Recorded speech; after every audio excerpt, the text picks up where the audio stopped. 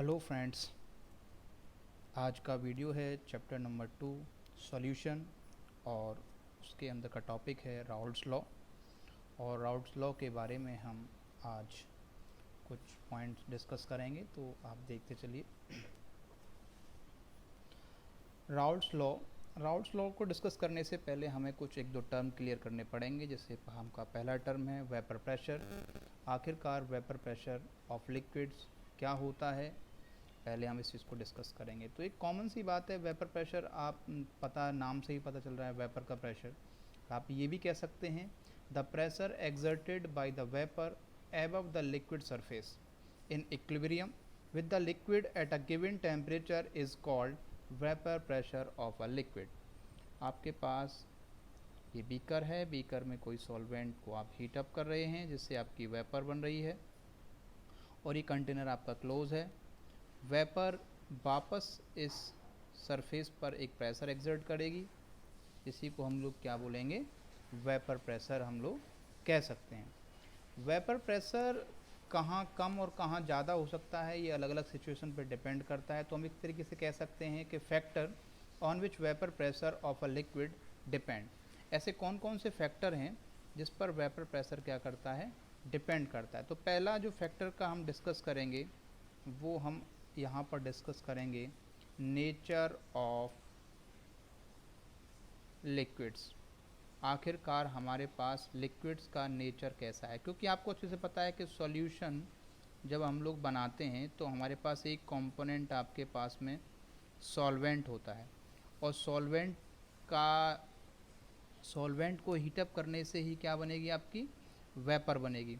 अब यहाँ ये भी देखा जा सकता है कि सॉल्यूशन जो होते हैं वो दो तरीके से कह सकते हैं। एक तो कह सकते हैं सॉलिड इन लिक्विड, एक लिक्विड इन लिक्विड।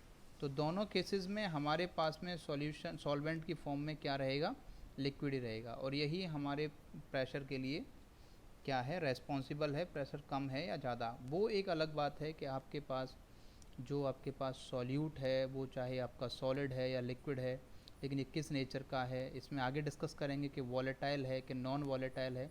तो इसका भी काफ़ी हद तक इस पर इफ़ेक्ट पड़ता है। लेकिन हम सबसे पहले बात करेंगे नेचर ऑफ लिक्विड्स की। Liquids which have weak intermolecular forces are more volatile. और इसके बाद इसके जो मॉलिक्यूल होते हैं वो बहुत वोलेटाइल होते हैं, और वो आसानी से उनकी जो टेंडेंसी होती है वो escape into the vapour phase, और फाइनली हीटअप करने से जल्दी से अपने सरफेस को छोड़कर कहाँ चली जाती है, आपकी ऊपर चली जाती है। और जिससे आपके पास क्या होता है, वेपर ज़्यादा बनती है तो उसका प्रेशर भी क्या होता है, ज़्यादा बनता है। आप इसको एक तरीके से ऐसे कह सकते हैं कि मान के चलिए कि आपके पास दे रखा है CH3CO CH3 CH3। ये क्या है, ये आपका डाई मेथाइल ईथर है। और एक कंडीशन आपने ले ली C2H5OH। डाई मेथाइल ईथर को यदि हम लोग क्या करते हैं, डाई मेथाइल एक ईथर हो गया, एक एथेनॉल हो गया। अब इन दोनों को हम लोग वाटर में क्या करते हैं, डिज़ोल्व करते हैं। तो अक्सर कर हमने एक्सपेरिमेंटली देखा है कि जो डाई मिथाइल ईथर है उसका वेपर प्रेशर एथेनॉल से क्या होता है, एथेनॉल के सॉल्यूशन से क्या होता है, ज़्यादा होता है। अब ऐसा क्यों होता है, क्योंकि जो डायल मिथाइल ईथर है वो आपकी लार्जर वेपर प्रेशर रखता है देन एथेल एल्कोहल से। रीज़न वीक इंटरमोलिकुलर फोर्सेस की वजह से, क्योंकि जैसे ही हीटअप होता है तो ये सबसे पहले सरफेस छोड़ता है अपेक्षा इसकी, क्योंकि इसकी बॉन्डिंग डाईमिथाइल ईथर की बॉन्डिंग से क्या होती है, इसकी हल्की होती है, जिसकी वजह से डाईमिथाइल ईथर जल्दी से क्या हो जाता है, अपनी सरफेस छोड़कर ऊपर वेपर की फॉर्म में कन्वर्ट हो जाता है। वही वेपर फिर उस सॉल्यूशन की सरफेस पर क्या लगाता है, प्रेशर लगाता है, जिसको हम लोग वेपर प्रेशर के नाम से जानते हैं। दूसरा जो है वो है आपका टेम्परेचर। टेम्परेचर का भी भैया वेपर प्रेशर पे काफ़ी इफेक्ट पड़ता है। और टेम्परेचर का तो साफ साफ कह सकते हैं कि vapour pressure increase with increase in temperature. जैसे जैसे आप टेम्परेचर बढ़ाते जाएंगे वेपर प्रेशर आपका ऑलरेडी क्या होता चला जाएगा, इंक्रीज होता चला जाएगा। अब हमको यहाँ पर एक चीज़ और पढ़नी है, जो भी यहाँ पे एक बात आपका स्टार्ट हुआ था, कुछ बेसिक टर्म जब तक आप क्लियर नहीं करोगे पॉइंट समझ में आने वाले नहीं हैं। एक हम कर लेते हैं वॉलेटाइल सब्सटेंस, एक वॉलेटाइल और एक नॉन वॉलेटाइल। वॉलेटाइल और नॉन वॉलेटाइल का मतलब क्या है? वॉलेटाइल सब्सटेंस आपके ऐसे सब्सटेंस होते हैं जिनको आप ओपनली रखें एटमॉस्फेयर में तो वो अपने आप वेपर में कन्वर्ट हो जाते हैं, मतलब अपने आप उड़ जाते हैं। और नॉन वॉलेटाइल आपके ऐसे सॉल्वेंट सब्सटेंस होते हैं जो कि आपके वेपर फॉर्म में कन्वर्ट नहीं होते ऑटोमेटिकली। वॉलेटाइल में एग्जांपल आप ले सकते हैं बहुत, जैसे आपका अल्कोहल हो गया, एसीटोन हो गया, बेंजीन हो गया, ईथर हो गया। ये सब के सब कैसे हैं? आपके पास पेट्रोल हो गया, ठीक है, कैरोसिन है, ये सब के सब कैसे हैं? आपके वॉलेटाइल हैं। जबकि नॉन वॉलेटाइल आपके ऐसे होते हैं जो कि आपके एटमॉस्फेयर में वेपर फॉर्म में कन्वर्ट अपने आप नहीं उड़ते हैं, आप सीधे सीधे आप ऐसे समझ सकते हैं।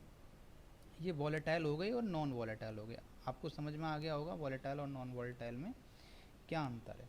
इसी हिसाब पे हम लोग जब आगे की तरफ चलते हैं तो हम लोग ये देखते हैं कि आखिरकार हमको सॉल्यूशन पढ़ने होते हैं। तो राउल्ट्स लॉ को डिस्कस करने के लिए हम यहाँ पर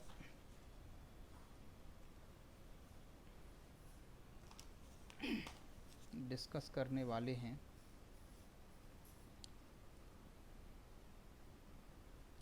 Raoult's law for volatile solutes. देखो मैंने अभी आपको क्या बताया था, अभी वॉलेटाइल और नॉन वॉलेटाइल बताया था, तो उसी हिसाब पे सबसे पहले हम किसके बारे में डिस्कस करेंगे? वॉलेटाइल्स सॉल्यूट के बारे में डिस्कस करेंगे। तो राउल्ट्स लॉ ने क्या कहा था? उन्होंने एक स्टेटमेंट दिया था कि वॉलेटाइल लिक्विड्स के लिए कि the partial pressure of each component, the partial pressure of each component in the solution is directly proportional to its mole fraction, directly proportional to its mole fraction.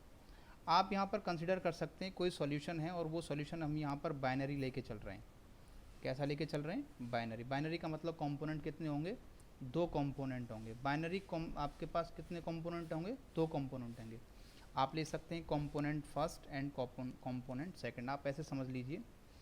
और उनका जो mole fraction मान लेते हैं हम, इसका x1 मान लेते हैं, इसका क्या मान लेते हैं? x2 मान लेते हैं। कोई आपके पास दो कंपोनेंट हैं, फर्स्ट का x1 मान लेते हैं और टू का हम लोग x2 मान लेते हैं। उसको सॉल्यूट और सॉल्वेंट में भी कन्वर्ट कर सकते हैं, लेकिन फिलहाल आप कंपोनेंट 1 एंड 2 हैं, इनका मोल 1 का कंपोनेंट मोल फ्रैक्शन x1 है, इसका x2 वैसे जीटा बोलते हैं, लेकिन हम यहाँ पर x1 और x2 बोलेंगे यहाँ पर बोलने के लिए, ठीक है नहीं। अब सपोज दैट अब इस चीज़ को यदि हम लोग आगे बढ़ाएं यहाँ पर, तो ये तो इसका फर्स्ट कंपोनेंट का मोल फ्रैक्शन दे रखा है, ये इसका दे रखा है, एंड इसका जो पर्टिकुलर टेम्परेचर, कोई भी इस कंडीशन को पर्टिकुलर टेम्परेचर पर इनका जो वेपर प्रेशर है, इनका वेपर प्रेशर आप मान लीजिए P1 और इसका मान लीजिए आप P2। और अगर आपके पास सब्सटेंस आपके कैसे हैं? प्योर हैं, क्योंकि and the vapour pressure in the pure state में, इसका मान लीजिए P01 और इसका मान लीजिए आप P02। तो इस केसेस में अकॉर्डिंग टू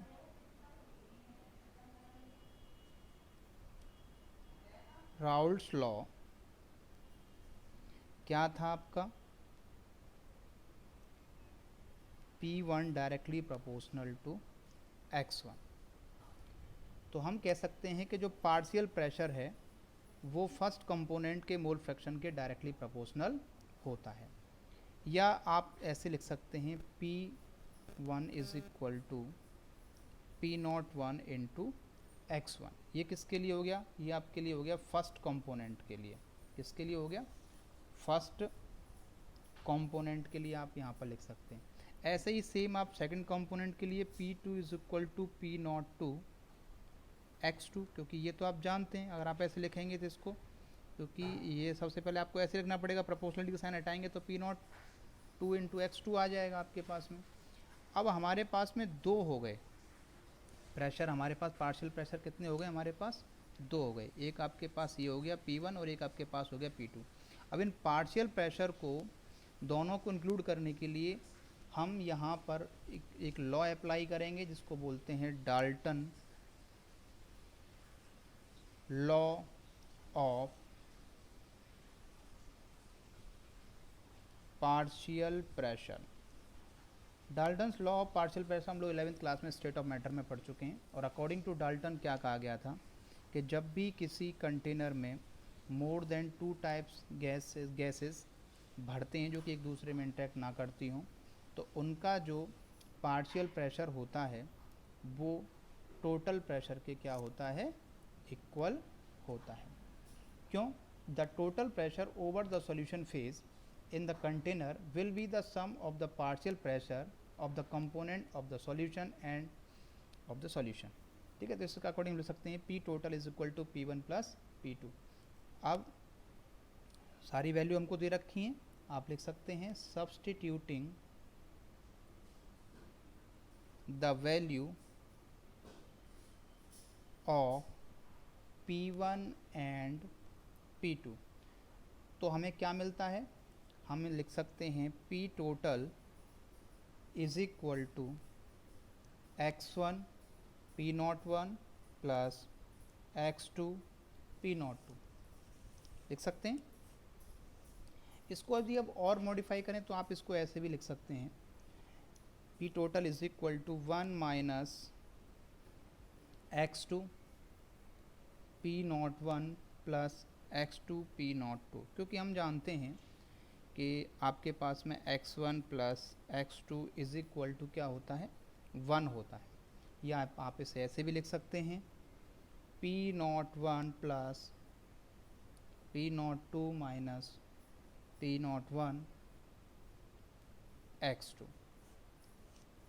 ये जो पोर्शन है आपका, ये हम एक तरीके से कह सकते हैं ये हमारे किसके लिए था, ये हमारा था Raoult's law for volatile solute के लिए। यहाँ पर एक ग्राफ आपका प्लॉट्स होता है, वो ग्राफ हम आपको इसमें PDF में आपको दे रखा है, आप वहाँ से समझ सकते हैं और ज़रूरत पड़ेगी तो हम इसे और एक बार आपको और बता देंगे। इसके बाद vapour pressure of solution solid in liquid and Raoult's law में ये जो हमारे पास था ये वॉलेटाइल के लिए था।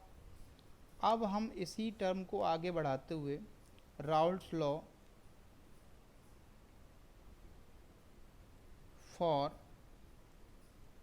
नॉन वॉलेटाइल सॉल्यूट के लिए भी हम इसे ले सकते हैं। तो नॉन वॉलेटाइल सॉल्यूट के लिए भी सेम कंडीशन तो खैर है ही है, लेकिन स्टेटमेंट क्या है कि the vapour pressure of a solution containing non-volatile solute is directly proportional to the mole fraction of the solvent के लिए। तो आप इसे कैसे कह सकते हैं, vapour pressure of the solution, मैं शॉर्टकट में दे रहा हूँ, vapour pressure of the solution is equal to vapour pressure of the solvent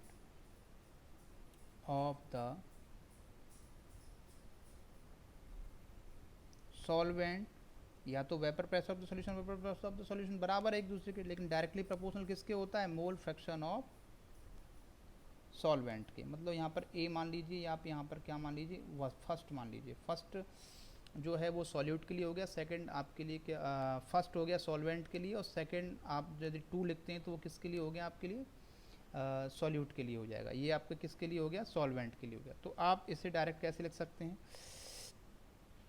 PA directly proportional to x1 लिख सकते हैं, PA is equal to K x1। तो यहाँ पर जो आपके पास K दे रखा है और K आपका क्या है, प्रोपोर्शनलिटी कांस्टेंट है। यहाँ पर आप P0, इस K को P0A भी लिख सकते हैं, PA is equal to P0A into x1।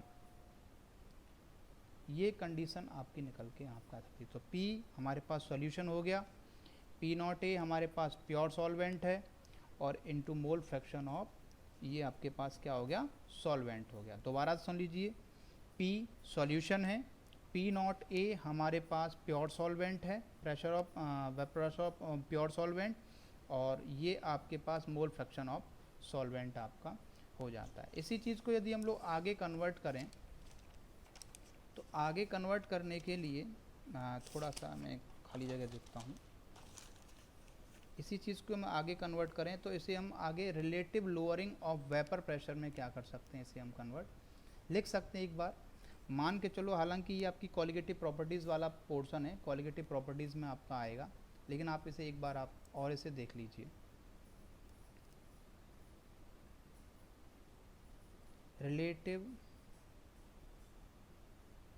Lowering of vapour pressure, relative lowering of vapour pressure वाले केसेस में आप थोड़ा सा ध्यान देंगे। इफ मोल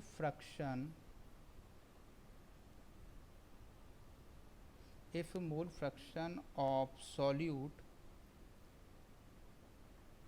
मान लीजिए आपके पास में x2 है, या इसको मान लीजिए x, देखो x1 और x2 भी हम लोगों ने यूज़ किए थे, तो अगर आप x1 और x2 यूज़ करते हैं या फिर आप a या b भी आप यूज़ कर सकते हैं। तो मान लीजिए यहाँ पे xb मान लीजिए, देन उस केसेस में क्या होगा, ये आपको पता ही है कि xa प्लस xb, या मतलब x1 और x2 ये किसके बराबर होता है, आपके 1 का, या आप इसे लिख सकते हैं xa is equal to 1 minus xb from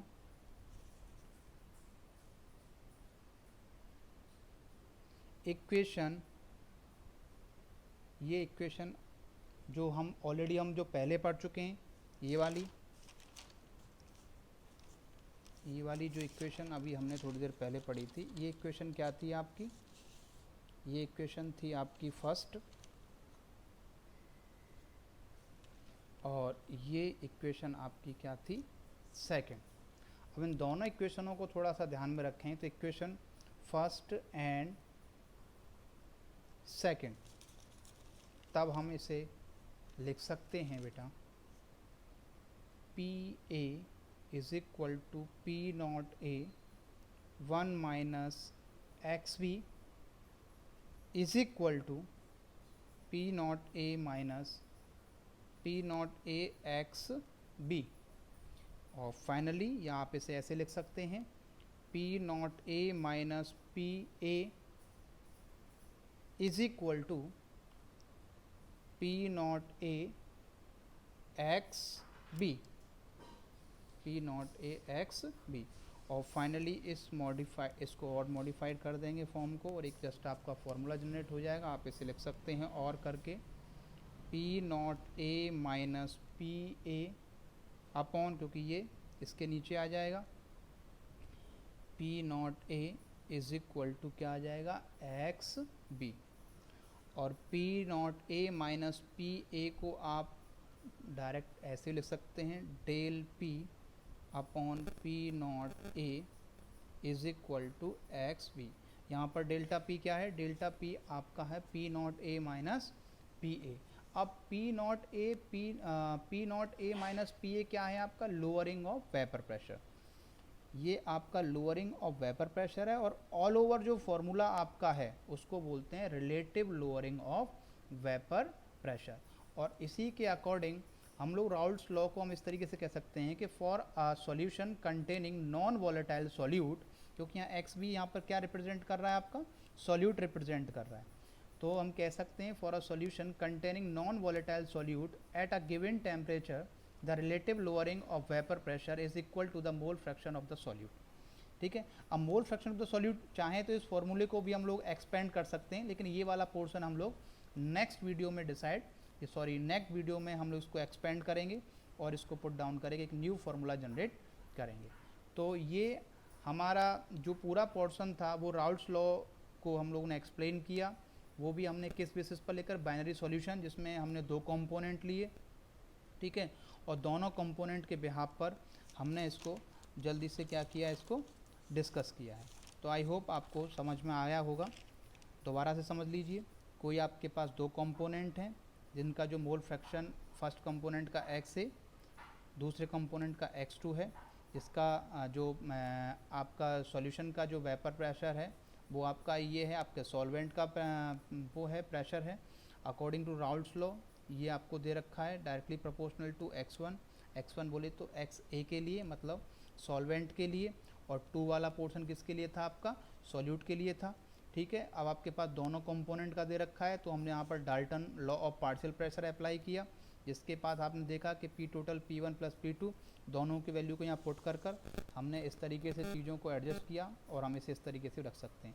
ये हमारा जो था ये हमारा वॉलेटाइल के लिए था, सेकंड वाला हमारे पास नॉन वॉलेटाइल के लिए था। इस तरीके से हमने यहाँ तक राउल्ट्स लॉ को देख लिया। अब आगे हम इनके डेविएशंस वगैरह, नॉन आइडियल, आइडियल सॉल्यूशन, ये सारे हम लोग डिस्कस करेंगे नेक्स्ट वीडियो में। ठीक है, इसके लिए आप नेक्स्ट वीडियो के लिए आप वेट कीजिए और चैनल को सब्सक्राइब कीजिए, जिससे टाइम से टाइम आपको आगे आने वाली वीडियो आपको तुरंत मिल जाए।